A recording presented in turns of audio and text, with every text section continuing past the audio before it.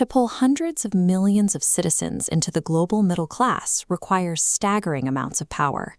Every new home, business, and factory demands a constant, surging supply of electricity. To meet that baseline demand today, India relies heavily on facilities like this. The sheer volume of coal burning in these plants makes the country one of the highest absolute carbon emitters on Earth. Looking only at that national total misses the underlying reality. On an individual level, the average Indian citizen's carbon footprint remains incredibly low. Their energy consumption curve is only just starting to climb. This creates a strict mathematical problem. The country must exponentially scale its energy output to support its population, but doing so with coal would trigger a catastrophic rise in global emissions. Right now, the domestic energy deficit forces India to look outward. Massive quantities of foreign fossil fuels have to be imported constantly just to keep the grid online. Because global oil is traded in US dollars, securing this energy means constantly draining national foreign currency reserves. It's an economic constraint often called dollar diplomacy. Relying on outside powers for baseline survival strips a developing nation of its geopolitical sovereignty. Its energy security becomes completely tethered to the economic fluctuations and political whims of other countries. Domestic green hydrogen and synthetic fuels offer a path to decouple the economy from both carbon emissions and foreign currency. But treating a new fuel type as a total solution oversimplifies the challenge. Switching to green hydrogen without scrutinizing the underlying supply chain can lead to a different kind of economic trap. You cannot judge a synthetic fuel just by looking at how cleanly it burns at the tailpipe, or by measuring the isolated efficiency of the chemical reactor that made it. Replacing a deeply entrenched system like dollar-backed oil requires looking at the business from the top down, evaluating the entire energy architecture, from its origin source to the final service it provides. This flowchart illustrates a metric called lifecycle carbon intensity. Instead of a fractured well-to-wheel measurement that oil companies often use, this maps a complete cradle-to-grave cycle, measuring total emissions and energy lost across the entire supply chain. Proving that the life cycle carbon intensity is low across the whole system is the absolute prerequisite. If the entire chain isn't efficient, you haven't escaped the dollar trap at all. Let's look at the 10 physical steps required to build that chain.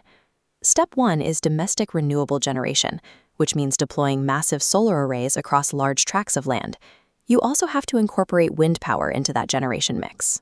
You need round-the-clock renewable energy, so the downstream chemical processes never have to power down when the sun sets. Step 2 is transmission.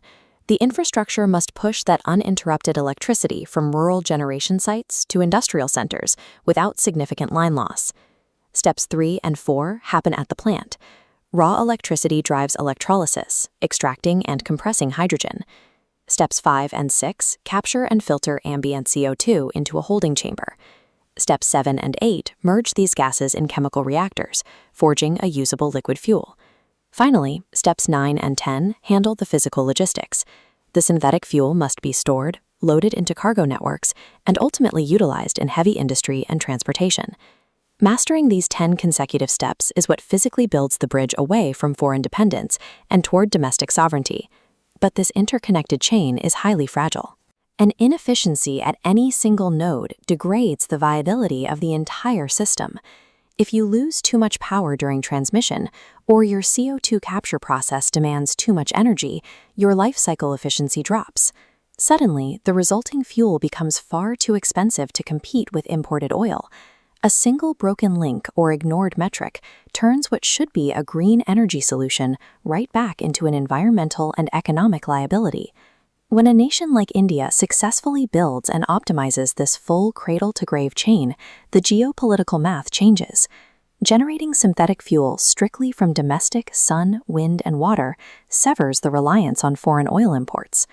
Bypassing dollar diplomacy means keeping billions in foreign currency reserves inside the country. It transfers immense economic power back to the developing nation. Optimizing life cycle carbon intensity transforms domestic energy into a primary tool for sovereign national security. Isolated technologies, like a slightly better solar panel or a cleaner tailpipe, are not genuine solutions on their own. True energy independence in the 21st century can only be achieved by evaluating, mastering, and owning the complete energy system, from the cradle to the grave.